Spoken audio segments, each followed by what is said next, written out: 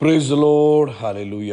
സ്തോത്രം സ്തോത്രം സ്തോത്രം സ്തോത്രം സ്തോത്രം. കർത്താവിൻ്റെ അതിപരിശുദ്ധമായ തിരുനാമം ഈ അനുഗ്രഹിക്കപ്പെട്ട പ്രഭാതത്തിൽ വാഴ്ത്തപ്പെടുമാറാകട്ടെ. പ്രിയപ്പെട്ട ദൈവമക്കളെ, നമുക്ക് ഒരുമിച്ച് 2025 ഏപ്രിൽ മാസം 14 ഹല്ലേലൂയ. സ്തോത്രം സ്തോത്രം സ്തോത്രം. തിങ്കളാഴ്ച പ്രഭാതത്തിൽ കർത്താവിനെ ആരാധിക്കുവാൻ, കർത്താവിനെ സ്തുതിക്കുവാൻ സ്വർഗീയ പിതാവ് നമുക്ക് ഒരുക്കി തന്നിരിക്കുന്ന നല്ല സമയത്തിനായിട്ട് നമുക്ക് നന്ദിയോടെ സ്തോത്രം ചെയ്യാം. സ്തോത്രം സ്തോത്രം സ്തോത്രം സ്തോത്രം സ്തോത്രം സ്തോത്രം.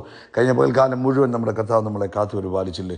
എത്ര അത്ഭുതകരമായിട്ടാണ് കഴിഞ്ഞ പകൽക്കാലം കർത്താവ് സൂക്ഷിച്ചത്.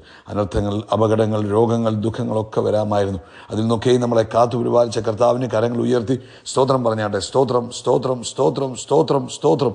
രാത്രികാലം നല്ല ഉറക്കം തന്ന കർത്താവിന് കരമുയർത്തി സ്തോത്രം പറഞ്ഞാട്ടെ. സ്തോത്രം സ്തോത്രം സ്തോത്രം സ്തോത്രം സ്തോത്രം. ആരോഗ്യത്തോടെ സൗഖ്യത്തോടെ നമ്മളെ ഉണർത്തിയ കർത്താവിന് കരമുയർത്തി സ്തോത്രം പറഞ്ഞാട്ടെ. സ്തോത്രം സ്തോത്രം സ്തോത്രം സ്തോത്രം സ്തോത്രം. ഈ പകൽക്കാലം ക്രിസ്തുയേശുവിൽ നമ്മളെ ജയത്തോടെ നടത്തുന്ന കർത്താവിന് സന്തോഷത്തോടെ സ്തോത്രം ചെയ്താട്ടെ. സ്തോത്രം സ്തോത്രം സ്തോത്രം സ്തോത്രം സ്തോത്രം സ്തോത്രം. ആമേൻ. കരങ്ങൾ ഉയർത്തി പറഞ്ഞ്, എൻ മനമേ യഹോവയെ വാഴ്ത്തുക, എൻ്റെ സർവ്വ അന്തരംഗവുമേ അവൻ്റെ വിശുദ്ധ നാമത്തെ വാഴ്ത്തുക. എൻ മനമേ യഹോവയെ വാഴ്ത്തുക. കർത്താവ് ചെയ്ത ഉപകാരങ്ങളൊന്നും മറക്കരുത്. കർത്താവ് നമ്മളെ നടത്തുന്ന വിധങ്ങൾക്കായിട്ട് നമുക്ക് സ്തോത്രം ചെയ്യാം. കർത്താവ് നമ്മളെ പുലർത്തുന്ന വിധങ്ങൾക്കായിട്ട് സ്തോത്രം ചെയ്യാം. ആരോഗ്യത്തോടെ സൂക്ഷിക്കുന്ന വിധങ്ങൾക്കായിട്ട് സ്തോത്രം ചെയ്യാം. തന്ന എല്ലാ അനുഗ്രഹങ്ങൾക്കും, തന്ന എല്ലാ നന്മകൾക്കും നമുക്ക് ഒരുമിച്ച് കർത്താവിന് സ്തോത്രം ചെയ്യാം. Hallelujah hallelujah. സ്തോത്രം സ്തോത്രം സ്തോത്രം സ്തോത്രം സ്തോത്രം സ്തോത്രം സ്തോത്രം സ്തോത്രം സ്തോത്രം. കർത്താവിന് മഹത്വം കൊടുത്താട്, കർത്താവിന് മഹത്വം കൊടുത്താട്. സങ്കീർത്തനക്കാരൻ പറയുന്നു, 71 സങ്കീർത്തനം 14 വാക്യം, ഞാനോ എപ്പോഴും പ്രത്യാശിക്കും, ഞാൻ മേൽക്കുമേൽ കർത്താവിനെ സ്തുതിക്കും. എൻ്റെ വായ് ഇടപെടാതെ കർത്താവിൻ്റെ നീതിയെയും രക്ഷയും വർണ്ണിക്കും. അവയുടെ സംഖ്യ എനിക്ക് അറിഞ്ഞുകൂടാ. എൻ്റെ വായ് ഇടപെടാതെ കർത്താവിൻ്റെ നീതിയെയും രക്ഷയും വർണ്ണിക്കുമെന്നാണ് പറഞ്ഞു. ഈ പ്രഭാതത്തിലും കർത്താവിൻ്റെ നാമത്തെ ഉയർത്തുവാൻ, കർത്താവ് നമുക്ക് തന്ന രക്ഷയെ വർണ്ണിക്കുവാൻ, കർത്താവ് നമുക്ക് ചെയ്ത അത്ഭുതങ്ങളെ ഘോഷിപ്പാൻ ഈ പകൽക്കാലം നമ്മളെ ഓരോരുത്തരെയും കർത്താവ് ഉപയോഗിക്കട്ടെ. പ്രിയപ്പെട്ട ദൈവജനമേ, എവിടെ നമുക്ക് അവസരം കിട്ടിയാലും, എവിടെ സാഹചര്യങ്ങൾ കിട്ടിയാലും ആ നാമത്തെ ഉയർത്തണം. ആ നാമത്തിന് നന്ദി പറയണം. ആ നാമം യേശു മുഖാന്തരമായി ഞാൻ അനുഗ്രഹിക്കപ്പെട്ടത്, യേശുവാണ് എൻ്റെ ജീവിതത്തിൻ്റെ എല്ലാം എന്ന് പറയുവാൻ നമ്മൾ ഇന്ന് നാണിക്കാതെ, ലജ്ജിക്കാതെ കർത്താവിനെ ഉയർത്തുന്നവരായിത്തീരുക. പ്രാർത്ഥിക്കാം. പിതാവേ, യേശു ക്രിസ്തുവിൻ്റെ നാമത്തിൽ ഈ പ്രഭാതത്തിൽ ഞങ്ങൾ ഒരുമിച്ച് പ്രാർത്ഥിക്കുന്നു. സ്വർഗത്തിനും ഭൂമിക്കും നാഥനായ യേശു ക്രിസ്തുവിൻ്റെ നാമത്തിൽ ഈ ദിവസത്തെ ഞങ്ങൾ അനുഗ്രഹിക്കുന്നു. ഈ ശബ്ദം കേൾക്കുന്ന എല്ലാവർക്കുമായിട്ട് പ്രാർത്ഥിക്കുന്നു. ഓരോരുത്തരുടെയും സകല ആവശ്യങ്ങളിലും ദൈവത്തിൻ്റെ കൃപ വ്യാപരിക്കട്ടെ. പ്രത്യേകിച്ച് രോഗത്താൽ ഭാരപ്പെടുന്നവർ ഇന്ന് പ്രഭാതി സൗഖ്യമാകട്ടെ. നട്ടലിൻ്റെ അടിഭാഗത്ത് വേദനയാൽ ബുദ്ധിമുട്ട് അനുഭവിക്കുന്നവർ നസ്രനായ യേശു ക്രിസ്തുവിൻ നാമത്തിൽ ഇപ്പോൾ തന്നെ സൗഖ്യം പ്രാപിക്കട്ടെ. ഡയബറ്റിസ് കൂടി, ആമേൻ, കൈകാലുകളിൽ ബുദ്ധിമുട്ടുകളുണ്ടായി, കണ്ണിൻ്റെ കാഴ്ച നഷ്ടപ്പെട്ടിരിക്കുന്ന പ്രിയപ്പെട്ടവർ ഇന്ന് പകൽക്കാലം യേശുവിൻ്റെ അധികാരമുള്ള നാമത്തിൽ അവരും സൗഖ്യമാകട്ടെ, ആരോഗ്യം പ്രാപിക്കട്ടെ, സ്വസ്ഥത പ്രാപിക്കട്ടെ. ദൈവിക കൃപ അവരുടെ ജീവിതത്തിൽ വ്യാപരിക്കുന്നതിനായിട്ട് സ്തോത്രം. അത്ഭുതങ്ങൾ അവരുടെ ജീവിതത്തിൽ സംഭവിക്കുന്നതിനായിട്ട് സ്തോത്രം. ആമേൻ. എല്ലാ ആവശ്യങ്ങളിലും ദൈവത്തിൻ്റെ കൃപയുണ്ടാകട്ടെ. അതുപോലെ കർത്താവെ, ഇന്ന് പ്രഭാതത്തിൽ ജോലിയില്ലാത്തവരെ ഞങ്ങൾ ഓർക്കുന്നു, സാമ്പത്തിക ബുദ്ധിമുട്ടിലൂടെ പോകുന്നവരെ ഓർക്കുന്നു. കർത്താവ് വിടുവിക്കണം. ആമേൻ. അതേപോലെ തന്നെ കർത്താവ് വിവാഹപ്രായമായ കുഞ്ഞുങ്ങൾക്ക് വേണ്ടി പ്രാർത്ഥിക്കുന്നു. തക്ക സമയത്ത് അവരുടെ വിവാഹം നടക്കുവാനും കർത്താവെ കാര്യങ്ങൾ ക്രമീകൃതമാകുവാനും ഇടവരുന്നതിനായിട്ട് സ്തോത്രം. കർത്താവ് പ്രാർത്ഥന കേട്ടതിന് ഞങ്ങൾ നന്ദി പറയുന്നു. ലോകത്തെമ്പാടും കർത്താവിൻ്റെ വേലയിലായിരിക്കുന്ന അഭിഷക്ത ദാസന്മാരെ അനുഗ്രഹിക്കണം. ദൈവകൃപ അവരോട് കൂടെ ഇരിക്കണം. കർത്താവ് ഇന്ന് വൈകിട്ടത്തെ മീറ്റിംഗ് അനുഗ്രഹപൂർണ്ണമാക്കി തീർക്കണം, മഹത്തരമാക്കി തീർക്കണം, ശ്രേഷ്ഠകരമായിരിക്കട്ടെ. യേശു ക്രിസ്തുവിൻ നാമത്തിൽ തന്നെ. ആമേൻ ആമേൻ ആമേൻ. കർത്താവ് നിങ്ങളെല്ലാവരും ധാരാളമായിട്ട് അനുഗ്രഹിക്കട്ടെ. ദൈവകൃപ കൂടെ ഇരിക്കട്ടെ. പ്രത്യേകിച്ച് ഇന്ന് വൈകിട്ട് കർത്താവ് അനുവദിച്ചാൽ ഇന്ത്യൻ സമയം നമുക്ക് 9:30 ആകുമ്പോൾ നമ്മുടെ മീറ്റിംഗ് ആരംഭിക്കും. പ്രിയ ദൈവമക്കളെ, മറക്കരുത്. നിശ്ചയമായിട്ടും നിങ്ങളെല്ലാവരും അതിൽ പങ്കെടുക്കണം. പ്രാർത്ഥനയോടുകൂടെ പങ്കെടുക്കണം. കർത്താവ് വലിയ കാര്യങ്ങൾ ചെയ്യട്ടെ. കർത്താവിന് മഹത്വം. സ്തോത്രം സ്തോത്രം. ഇന്നത്തെ പ്രഭാതത്തിൽ കർത്താവ് നമുക്ക് തന്നിരിക്കുന്ന ആലോചന, അവൻ ലൂക്കോസിൻ്റെ സുവിശേഷം 17 അധ്യായം അതിൻ്റെ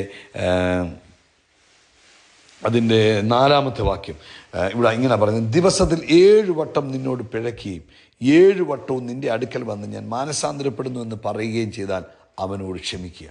ആമേൻ. ക്ഷമിക്കുന്നതിനെക്കുറിച്ച് കർത്താവ് പല ഭാഗങ്ങളിൽ പല പ്രാവശ്യമായിട്ട് നമ്മളെ ഓർപ്പിച്ചിട്ടുണ്ട്. അപ്പോസ്തലന്മാർ ലേഖനങ്ങളിൽ നമ്മളെ ഓർപ്പിച്ചിട്ടുണ്ട്. ആമേൻ ആമേൻ.